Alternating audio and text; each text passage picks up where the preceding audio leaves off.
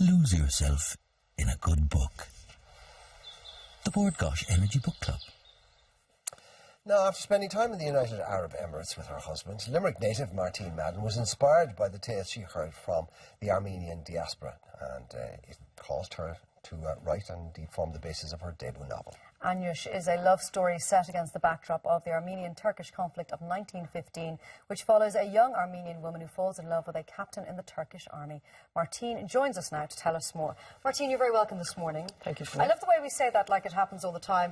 She was in the United Arab Emirates with her husband. She was chatting to the Armenian diaspora and thought, you know what, I'll write a book about it. It is an unusual set of circumstances that led you to writing this book. Yeah, it was actually nothing like that. They did tell me that's absolutely true. But I was very young at the time. I was only 25, and I had no real grasp of what they were trying to tell me. So it went in one ear and out the other. But many years later, I was writing a short story about the Middle East, and I remember that conversation, and I was thinking, what was that genocide that they were talking about? So I Googled it, and it just so happened that the first website I clicked on had a picture of Armin Wegner on it, and he was the German photographer who extensively photographed the genocide and who suffered dreadfully, actually, because of it.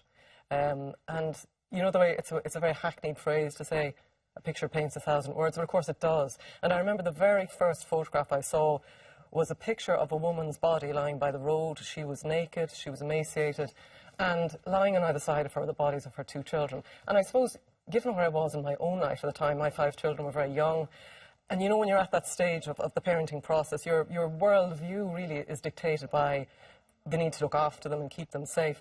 And here was a photograph of every mother's worst nightmare, that the whole idea that not only could she do nothing for herself, but she could do nothing to save her children. And that was it. I was hooked.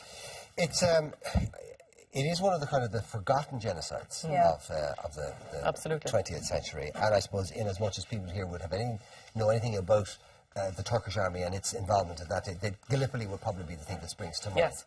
So can you give us just even a thumbnail of what happened with the Armenians and the Turks? Of course, it was the Ottoman Empire still at the time, wasn't it? It was the Ottoman Empire. It's difficult to... It is very difficult to condense it down to a few minutes, but essentially there had been pogroms against the Armenians in Turkey going right back through their history. But what was different about 1914, 1915 was that the Armenians had done very well for themselves. Very, very like the Jews 25 years later. They had entered the professions, they had become well organised politically, they had a voice, they were landowners, and they were seen as being very successful. In fact, that was the problem. They were seen as being too successful. And the timing was bad for them in that it coincided with the rise of a very nationalistic grouping in the Ottoman Empire under the aegis of the Committee of Union and Progress, and their catch cry, if you like, was purity and fealty, just like the Nazis 25 years later. On top of that, the war was going very badly for the Turks in that they had just lost sovereignty in Egypt, in Mesopotamia, and then they engaged in a battle on the eastern front of the Russians. And the Turks were very confident of winning this battle, but they were roundly defeated. And they blamed their defeat on Armenians siding with the Russians. So following that, they demobilised all the Armenians out of their own army, and they made them work in labour camps, digging trenches, roads, and then they started to kill them. They just shot them, buried them in the trenches. And they brought out a law that said all Armenians right across the vast Ottoman Empire had to surrender their weapons. And if you didn't have weapons, you were accused of hiding them. If you did have weapons, you were accused of sedition. So they couldn't win. Okay, so the enmity would have gone very deep. Sorry, Sinead. The enmity would have gone very deep. Yes. So therefore the idea of a young Armenian girl falling in love with a Turkish captain and vice versa, which of course is the premise of your story, it would have been unlikely and very difficult. That's a very interesting point, Mark, because I've been talking to lots of Armenians about the book. And some Armenians still find that difficult, the idea that you could have a Turk and an Armenian. But, you know, we don't have to go very far in our own history. I mean, if you look back in Northern Ireland in the 1970s, it would be like a Protestant and a Catholic coming together. So, and the other thing was, originally I thought I wasn't going to have a love story. In fact, originally I thought I'd write factually about this. But there are a plethora of wonderful factual books written about it already. And you must know your audience, because the book is not really written for Armenians. Yeah, and it's not a history book either. It's not a history book, exactly. So it's written for people like you and me who never heard this, but you need a hook, you need something to draw people in. You said the sort of person who like the kite runner, that kind of, people who are interested in history that we might not be that familiar with. Exactly, people who like a good story, but who also like to have a very interesting history in the background, and also who like the real-life characters who are in it, like Armin Wegner, or like Henry Morgenthau, who was the American ambassador, and who wrote really, really movingly about the effect it had on him personally, what he witnessed.